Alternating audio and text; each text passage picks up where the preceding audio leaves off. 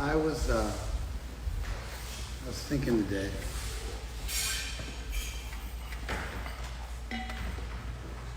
I think the basic question that human life presents us with is, how should we spend our time? Can we get that door closed? Thank you.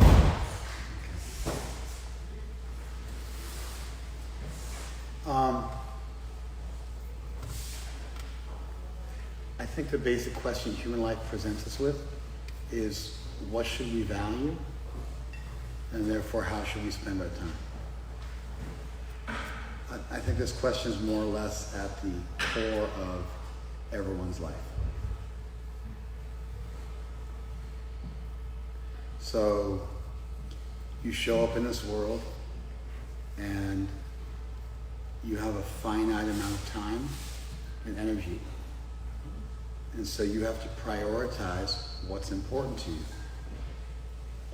And then pursue that. Now, from the time you're born, people tell you what's important and what you should pursue. And there's at least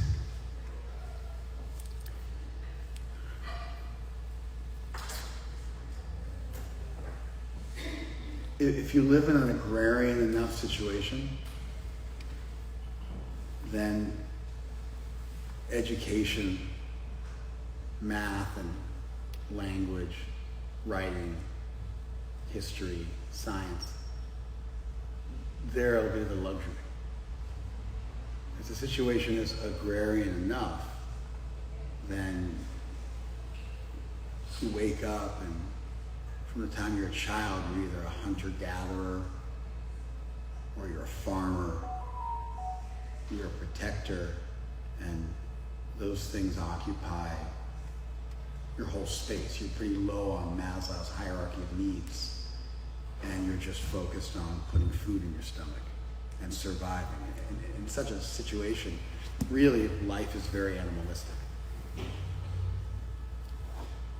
Once you get over that basic animalistic existence where you have to get enough, essentially have to get enough calories in your belly just to survive.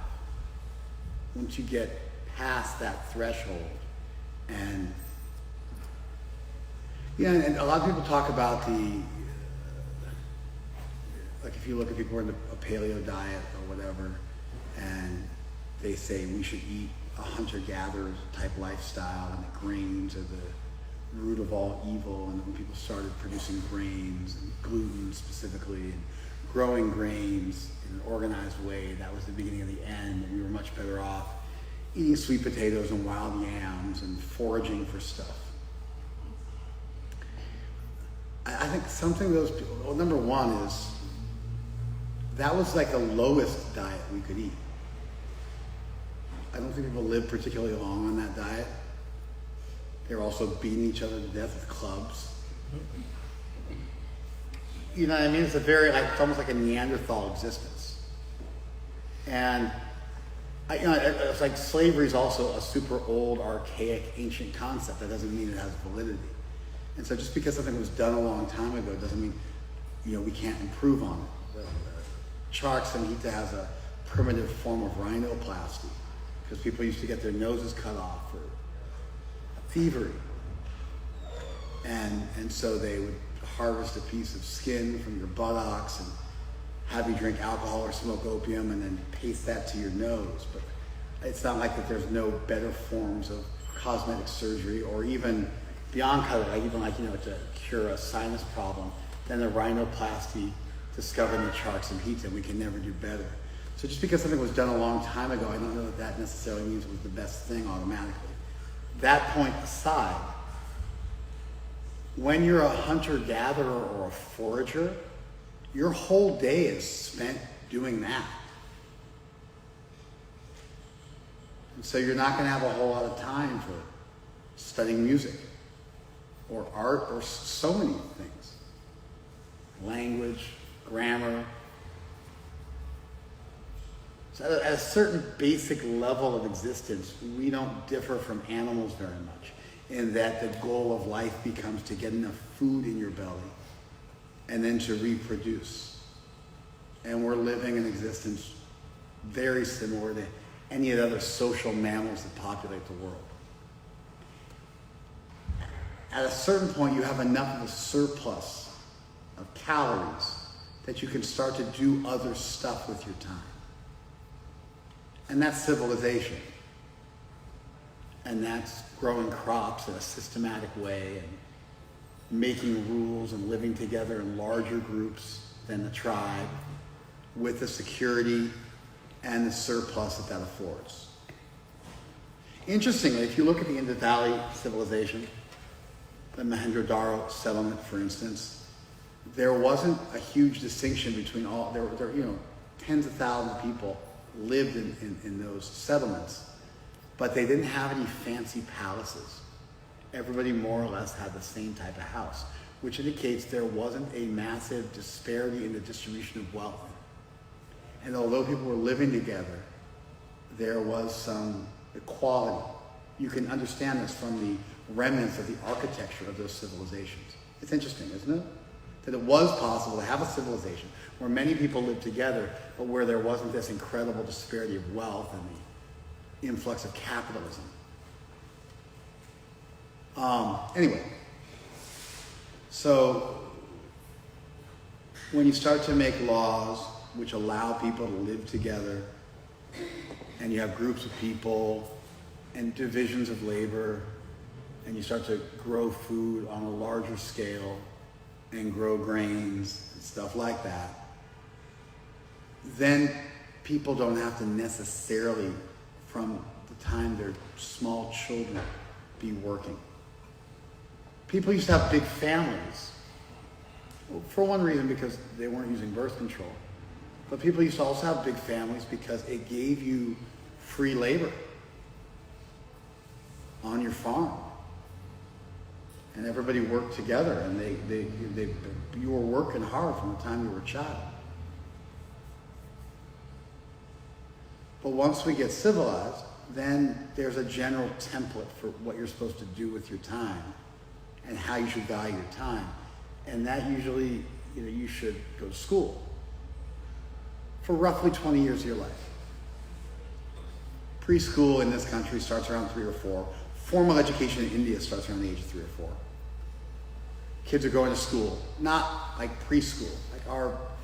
The school you send children to at the age of 3 or 4 it's organized play and snacks. It's organized play and snacks with a couple of naps mixed in. I went to preschool. I'm speaking from experience. Multiple snack times. And that's a big part of your day. Snacks are a big chunk of your day. What are the snacks going to be? And then there's a nap. How cool is that? You can organize a nap in school. Then there's multiple recess periods. And then school consists of playing with blocks and, throwing a ball around in an organized fashion, and London Bridge is falling down, and all sorts of other, fun socialization games. When you're 3 years old and you go to school in India, it's not like that. You're learning arithmetic and grammar at the age of 3 with tons of homework. So 3, 4, and then up to, 25 if you get a graduate degree. You go straight to college, do a 4 or 5 year plan in college, and then get a graduate degree. It's like 25, 26. So about 20 years of our life are spent studying general education with a little bit of specialization. But a lot of that's just general education. Like, how often do you guys use trigonometry? How often do you use algebra? When's the last time you used algebra? Junior high. Spent years of my life studying algebra. When's the last time you used algebra? I never use algebra. And I only use geometry when I'm being a Shudra. Like if I need to paint a wall and figure out the square footage of paint like the square footage of the paint's gonna cover, or I'm gonna do tile work, I gotta figure out how many tiles to buy. When I'm doing heavy manual labor, then I get into geometry. Other than that, I never use geometry or algebra or trigonometry. How often you use all your years of science? I spent years studying calligraphy. It's like the ultimate waste of time.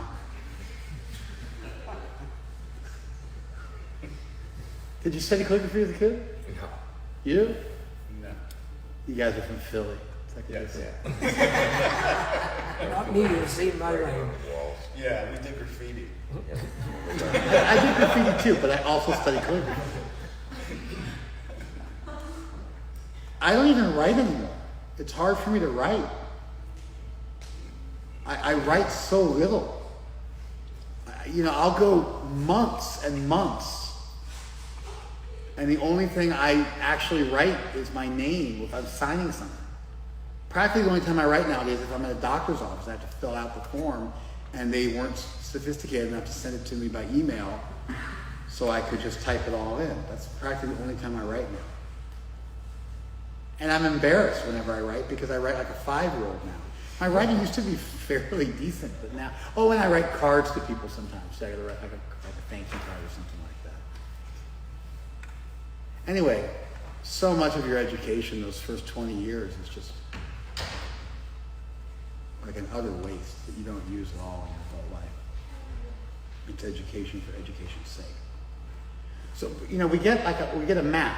So it's not that we got to figure out what's valuable and then pursue it, and we all start and we reinvent the wheel and we all start from scratch.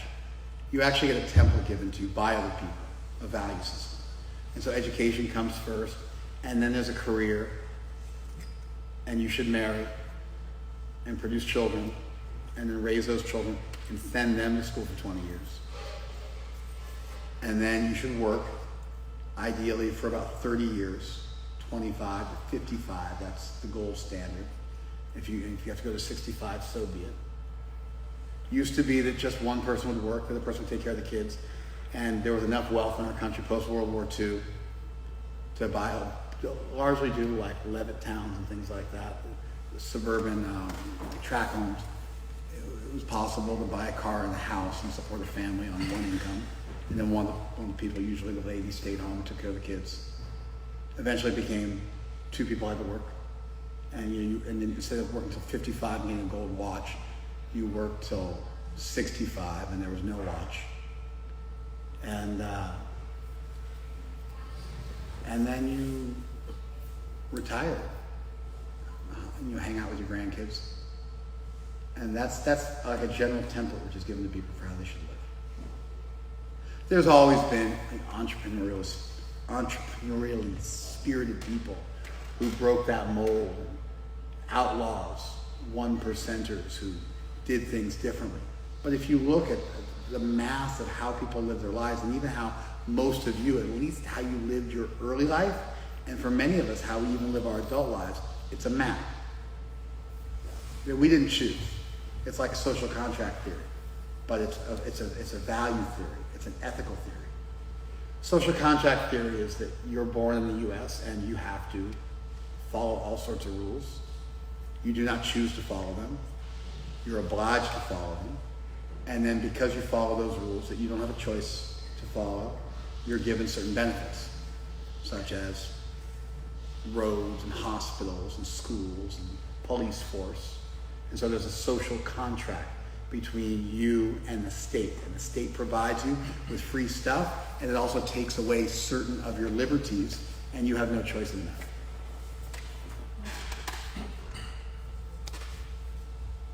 This is a fact. John Locke formalized it in the 17th century. He wrote about this extensively, but it's a fact of life in the modern world. Everywhere you go, somebody owns, some country, claims that they're the sovereign lords of that place, and you have to follow their rules when you're there.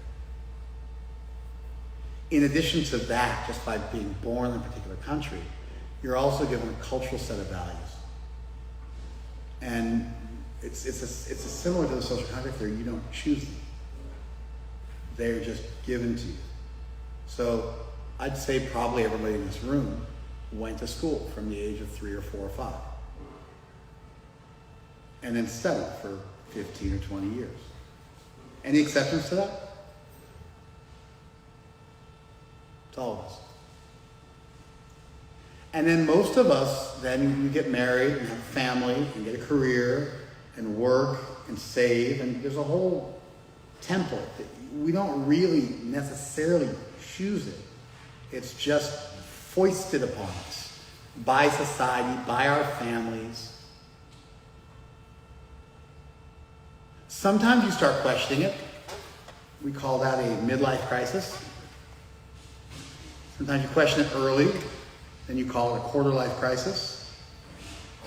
But this existential angst, this existential dilemma, where you start questioning, why am I doing this? What's it all for? That happens at various moments in your life. Sometimes you go and get medicated if that happens. Go and see a therapist. Usually you're pretty entrenched by the time you start questioning it. If you're already married and you got a kid, it's almost like that hunter-gatherer or forager thing, again, where you're so busy just providing for them that you can't stop. You're too busy cutting down a tree to bother sharpening your axe, and you just got to keep grinding it out.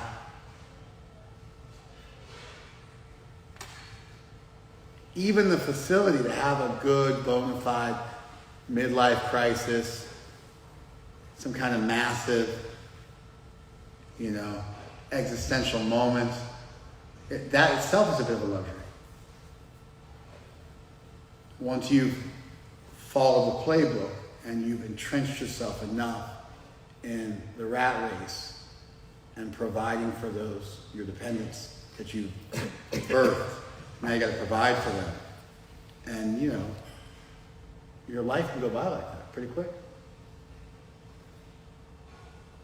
You got some lousy kids, and you got to start raising their kids, or your grandkids, and now you're in for another decade or two.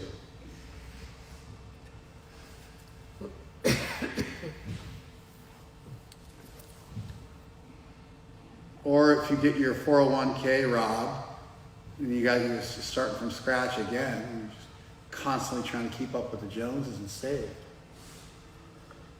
So anyway, I think that human life, because we have massive brains and the ability to really think about things, we differ from animals in that we can start to ask ourselves, what has value?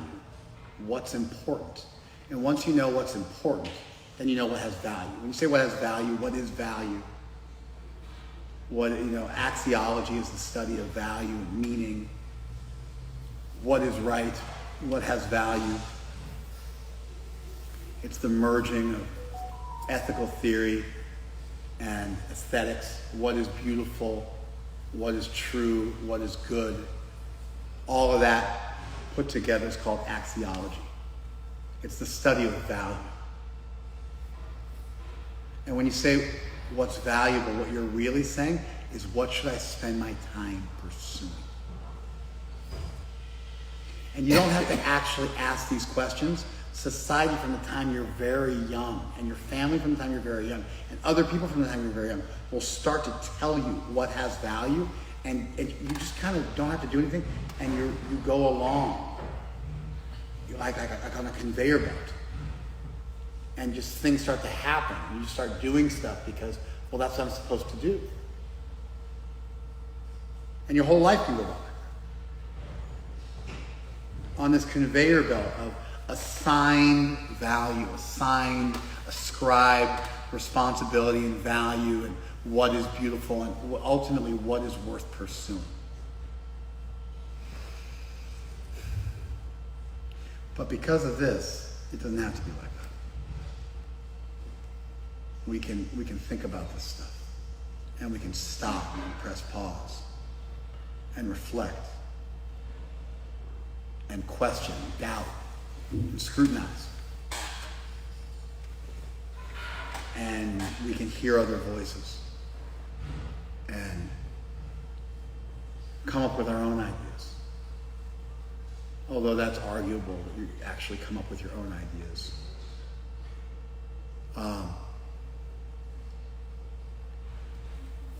Like some people talk about the ego being the enemy. But what is your ego, really? Your ego is the voices of your early elders, just bouncing around in your head. That's why your ego oftentimes sounds like your brother or your mom or your dad, because it's all of them, the collection of that you imbibed when you were young, that stays with you.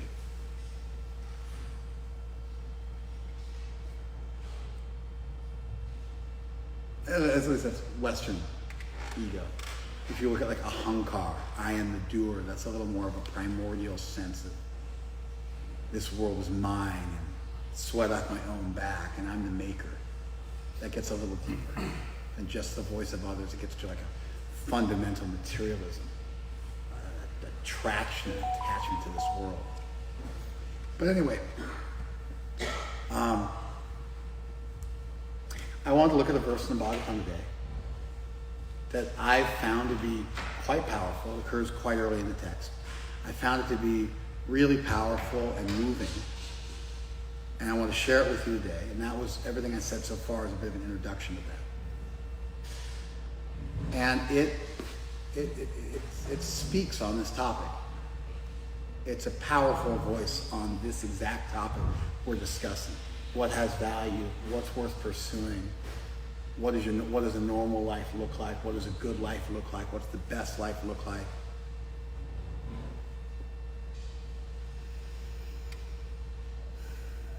Yeah.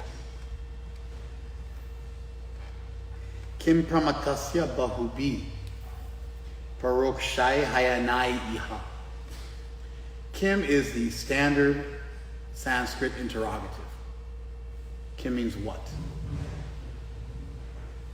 And it becomes like kutra, where, kata, how, and all the other ones. But it's all based on this. Like when we say, Srila Prabhupada ki, jai, ki is Bengali for Kim. It means what? So we're saying, Srila Prabhupada, what? And everybody goes, jai. Which is like the equivalent of bravo. It's like a rally cry. That's what we're doing. The Prema Devani is a rally cry. It's like what you might do in a huddle. Srila Prabhupada, what? Srila Bhakti Saraswati, what?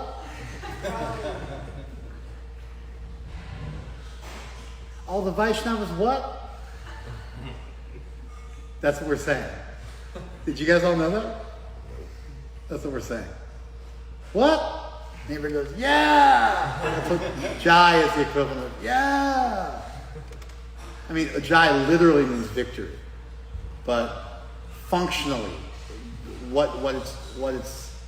it's being used as an exclamatory utterance. Yeah! That's what's being done.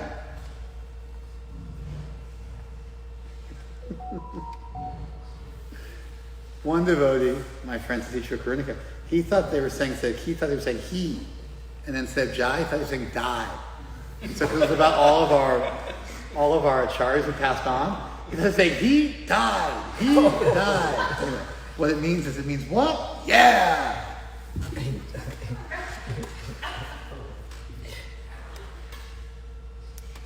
In a lot of ways, we're a revivalist, evangelical, holy roller version of Hinduism. Give me a J, give me an E, give me an S. What's that spell? Jesus, say it again. One more time. Let me hear it again. Stand up and say it. Say it like you mean it. It's like we're that of a really cool version of Hinduism. But that's what we're doing. I actually like it better knowing that. I feel more inspired. I feel something about the globalism and the fundamental nature of group spirituality anywhere you go in the world.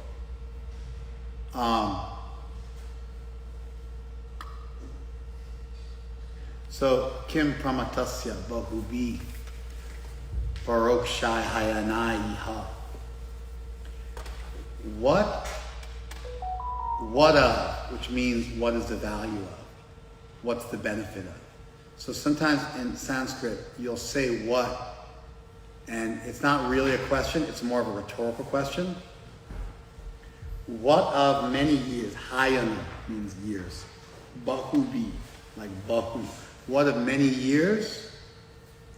Paroksha, of inexperienced, indirect, theoretical. What is the value of a theoretical, inexperienced, immature, foolish life of the pramata, of the bewildered people of this world?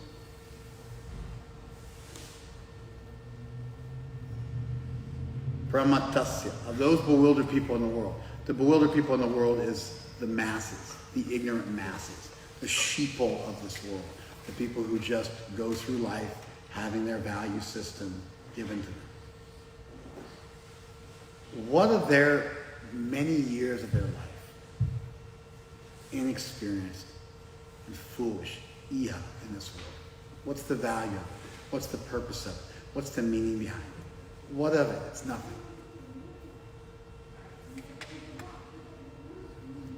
Varam muhurtam viditam patate shreyaseyata. Better, varam, better, muhurtam viditam. Vidita means knowing, from vid. Viditam muhurtam. Better, one muhurta of true understanding. A muhurta is the term muhurta means moment.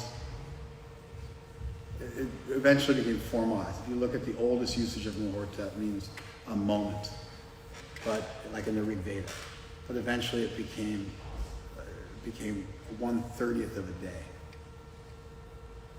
Daksha had a daughter named Muhurta, and she married Dharma, and they had 30 sons. Each one of them was a Muhurta, and they own the periods of the day. So if you divide a day into 30 parts, each part is 48 minutes. And so Muhurta is 48 minutes. And so the traditional Sanskrit day isn't divided into 24 hours, it's divided into 30 Muhurtas, each one of which is just shy of an hour. So, varam muhurtam viditam. Better just one moment of true understanding. Gatate shreyaseyata, by which you'll strive after shreyas. Now this term shreyas is a fairly pregnant term in Sanskrit. It doesn't translate well into English. It's it has a general meaning which means good or beneficial or fortunate, auspicious. But the word shreyas, generally speaking, occurs alongside the word prayas. And this goes back a long time. This goes back to the Katha Upanishad. The Katha Upanishad mentions that there are two ways of living your life. For shreyas or prayas. And so those who are manda, slow, they turn towards prayas. And those who are dhira, or deep, stoic, thoughtful, they turn towards shreyas. Shreyas comes from the word Shri, the Sanskrit root Shri, Dhatu Shri, which means to depend on, and it also means something which is beautiful, true, good, meritorious. And so Shreyas refers to things which have ultimate benefit and are ultimately in your best interest. Sometimes it gets modified, it becomes Nishreyas. Ni means like, certainly it kind of acts as an emphasizer. So Nishreyas means like really beneficial, ultimately beneficial. And then Preyas comes from Pri, which means something which is dear or enjoyable or pleasing. And so it's a pleasing sensual life versus an ultimately beneficial life. And there's two kinds of people in the world. There's materialists who get addicted to sense pleasures and they're just trying to enjoy this world. And then there's people who are spiritually inclined who look for something higher and they dedicate their life to something higher. So these two terms occur as a compound in Sanskrit, Shreyas and Preyas. If you talk to an old Indian person, they'll have heard the term Shreyas. Just your average old Hindu will have heard the term Shreyas. It's quite a popular term, quite a well understood and universally taught term. But nowadays, people don't necessarily learn it just as part of their childhood education. So when it says better one moment understanding, by which yatta, by which gatate, gut means to strive. So gatate is turned into a verb, by which that person strives for Shreyas, for the highest good. So kim pramatasya bahubi parokshaya hayanai iha. What is the value of a long life? Wasted, inexperienced in this world, bewildered like a fool. Varam murtam muhurtam viditam. Better one moment of knowledge. Better one moment of knowledge. Gatate shreyaseyata. By which one will begin to strive after the ultimate good.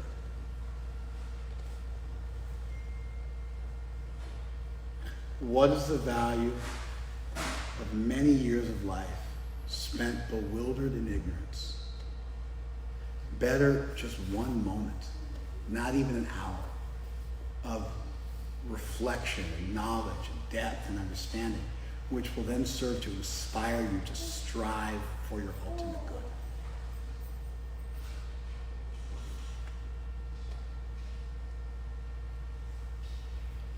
Here's Prabhupada's translation. What is the value? See how he threw in the word value there? The word value is not in the Sanskrit. It's just what of. What of. But the nature of the rhetorical question, what of this?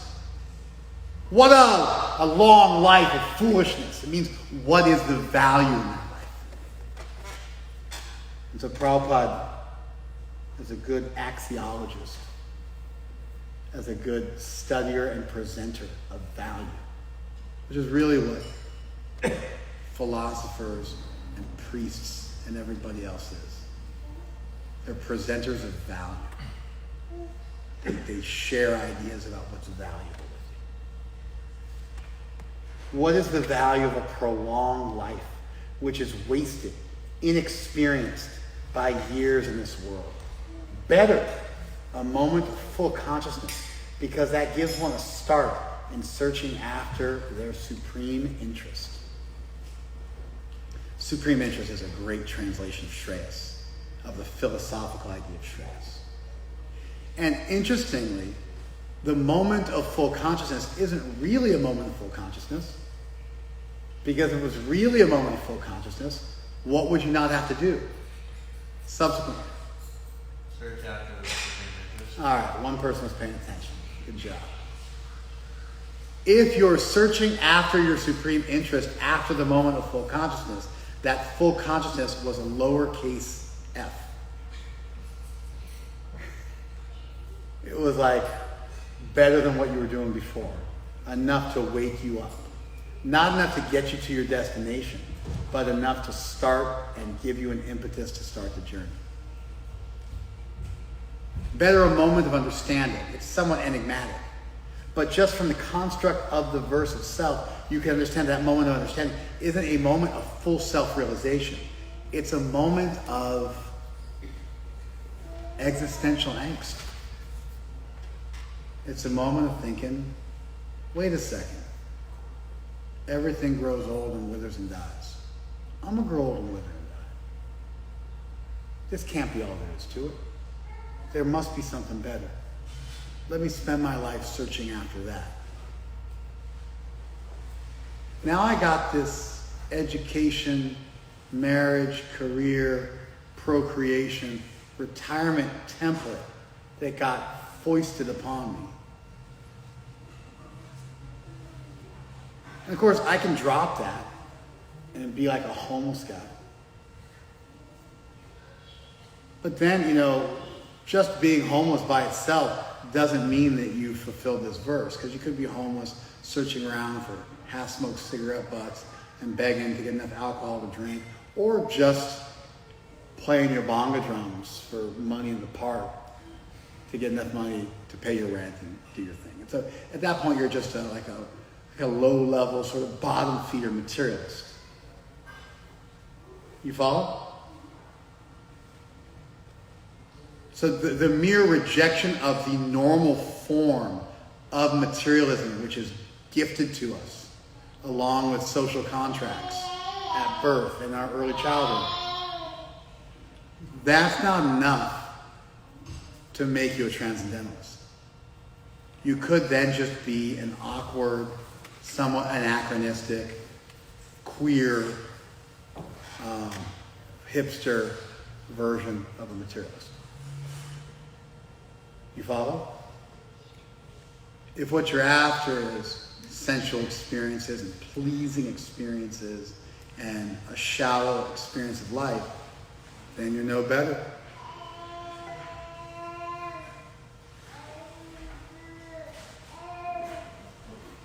And so, just work with her. You're good. Just work with her. We're happy camper. Drove all the way down here. She's gonna have to really make noise, like vomit, do a whole bunch of stuff. But that's all I need from you. That's like, you're already now you're 1,000 times better than all these other lazy folks who just sit while the kid wreaks havoc. You know who you are. When I read this verse, which occurs right at the beginning of the Bhagavatam, really in a lot of ways the first canto of the Bhagavatam is an intro.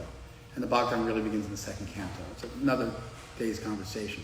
But this occurs right at the beginning of the Bhagavatam. And what it really is it's a statement of value. It's reframing us about what has value. And now it's not even the achievement of self-realization that has value. It's the achievement of the interest in self-realization. Even that trumps a millionfold what's standardly pursued by people in this world.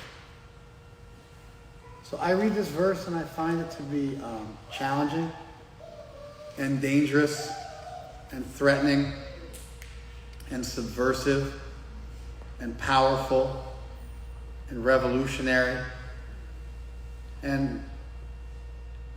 but in a way that goes far beyond what I used to imagine those terms meant. I used to think those terms meant you change yourself to a redwood tree or vandalize heavy equipment. I used to think that was living for a higher purpose. This takes it to a whole nother level. I think that the ultimate subversive revolutionary is the individual spiritualist, who hasn't just rejected the standard form of materialism for an alternative form of materialism, but who rather has rejected materialism as a value system altogether and lives a life of self-realization, not sense gratification. That's a Prabhupadism. Prabhupada was a bit of a wordsmith, a bit of a phraseologist, even though English was not his first language. And he spoke of simple living and high thinking. 20 years before he came to the U.S. in English. He was practicing his English from back to Godhead in the early 40s. And he also spoke of a life of self-realization, not sense gratification. And I think Prabhupada was being very faithful to these verses. And so now you become a Hare Krishna. If we get you early enough, then, we do a better job. If we get you early enough. It might be too much for me, man. Forgive me. Yeah, walk around. Walk around. Let's try that. I'm trying. Work with me.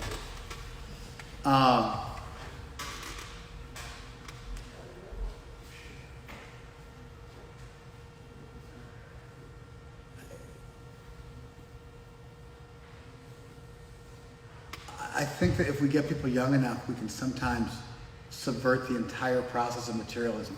Eventually, though, you have material desire, so you got to go back and get married, and you got to make some money. You got to figure it out, have a household, and make the whole thing happen. So usually, we end up still dipping our snout in that trough. To some extent, most people just have to get it out of their systems, myself included. But if we can do this right, we don't lose ourselves in that process. We don't start confusing the wheat for the chaff. We don't put form over substance. And we still remain essence seekers. And we still remain genuine spiritualists. And our dabbling in materialism never overwhelms us. And seriously curtails our spiritual progress. If we get people too late and they've got already a full system of ethics in their mind, and we end up having a bit of a tug of war. And it's like that wolf of darkness and that wolf of light that fight with each other. And you got to figure out which one you want to feed. That's an ancient Indian saying, at least if you believe Facebook. That was the genesis of all ancient Indian wisdom. Native American, excuse me. And it's a bit more of a tug of war. We get people young enough, we can usually inculcate them into our worldview. We get people later on, it's more of a tug of war. But even if we do get you young, or even if you're born into our tradition, generally we still have to go and dabble in materialism. And then the goal is not to get overwhelmed by it, and not to have it become too much, and not to forget what we're really here for. So I think this verse is powerful, it's revolutionary, it's transformative, it's extremely simple. But what it does is it challenges the standard ethic, the standard ethos, the standard paradigm, the standard worldview, the standard value system, the standard axiology of everybody all over the world at all times, which is that life is about sense gratification first and self-realization second. Life is about family first and then loftier pursuits like spirituality second. And it flips it on its head. One of our devotees was an author, and he wrote a book, and he used to like to illustrate his book, and he was a terrible artist. And he knew he was a terrible artist, but it was just one of the things he did. And his disciples loved his primitive art. But he said he used to think when he first was starting out, he drew a circle, and the circle was him, and then around that circle were many other circles.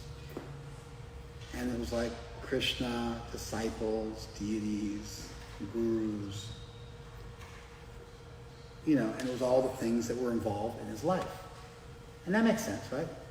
Here's him, and then these are all the things that are part of his life.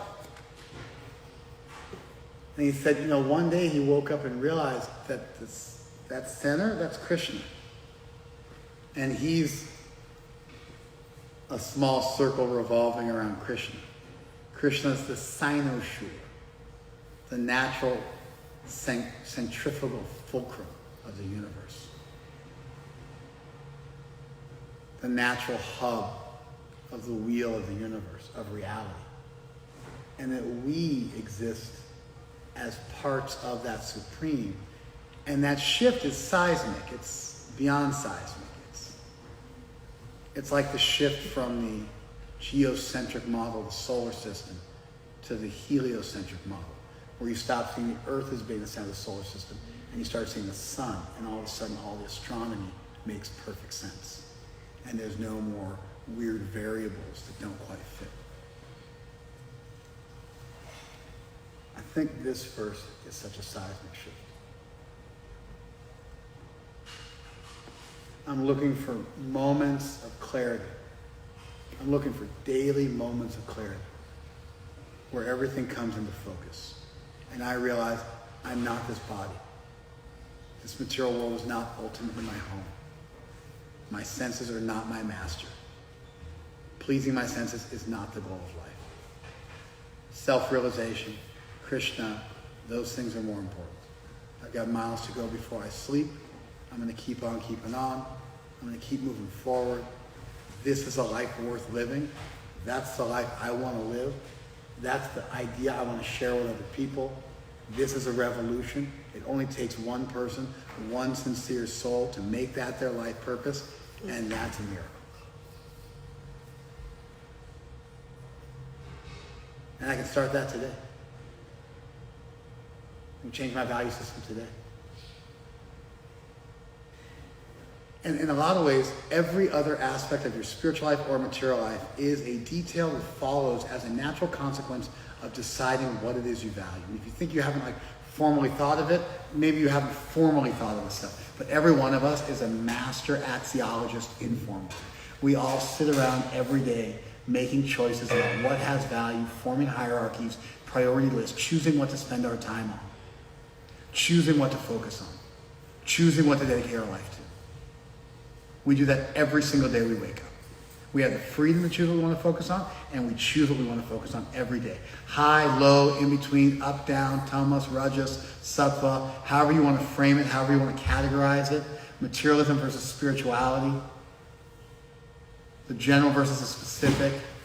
Selfish versus selfless. Selfish versus community. Every single thing we do is fundamentally rooted in assigning value to various options and then choosing the one that we think is worth pursuing.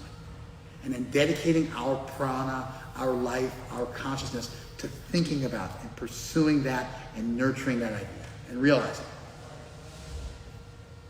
And spirituality has always been and will always be a fundamentally subversive move where you devalue the material world enough that it no longer becomes your focal point. It becomes an afterthought, an addendum, something you got to do to get the lead out, but it's not what you were made for, and it's not who you are. And amazingly, this is a global, universal point that's eternal. It's perennial philosophy. It goes back to the existential angst. It moves forward. This will always be the question. And at some point when you reach an age of cognition, an age where you can dispassionately step back and start to examine the metaphysical reality, the metacognitive reality, question your thoughts, question your values, question your assumed plausibility structures, question the things you assume are true even though you don't necessarily have evidence for them, question your worldview on a macrocosmic level. This dangerous idea can work its way in. And if you let it, it has the power to transform your life and make it infinitely more meaningful and more beautiful.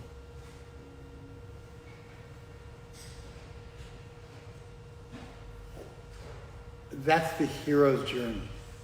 That's the road less traveled. That's the life worth living.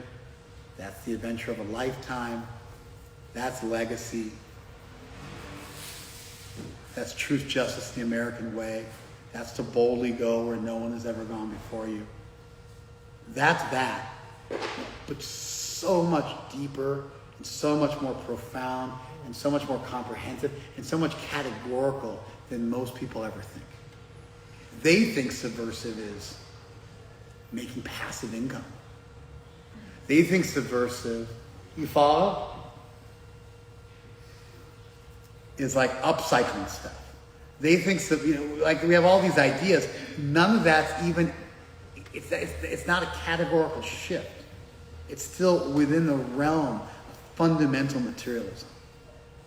If we make this shift, then we're spiritualists. We still got to figure out how to make these things interface. It's not like the conversation's over, but we at least have an anchor point that we can always go back to, and then we can test and look at and decipher and think about and reframe and navigate and get ourselves back on course wherever life might take us. This represents an anchor point. It's simple, actually. And when I read this verse in the Bhagavatam, everything I said to you, I think is in that verse in the Bhagavatam. I think it's pregnant. I think it's powerful. I think even prior to the Bhagavatam, the Kathopanishad, this idea was encoded in Shreyas and Preyas. And the Bhagavatam itself was building on, with a rhetorical question, in a powerful way, in like a very angry, almost revolution. What is the value of this? On these ideas which go back to the original Vedic texts, and they are the core of our tradition and of every tradition.